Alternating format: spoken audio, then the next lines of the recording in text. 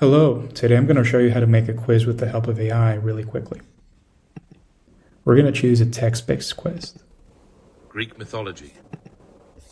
We're going to pass in an image. I have taken a screenshot of a few questions. These are Jeopardy style questions, and shortly we'll come up with a quiz. All right, let's check it out. From TV to modern design. 1985 expedition discovered the Titanic wreck. Nice. So we're going to go ahead and change things up. We're going to make it so that we only see one option and it's going to come up after the timer elapses. I prefer a progress bar. I like 7 seconds per question. I want to change the title to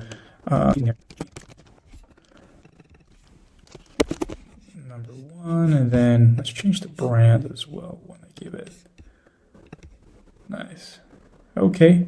And we're going to go ahead and post it. I already have connected to YouTube. But before, let's change the title.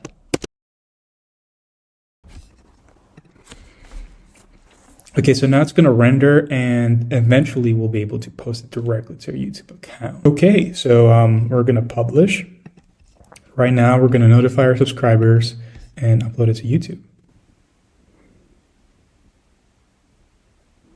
Okay, here it is.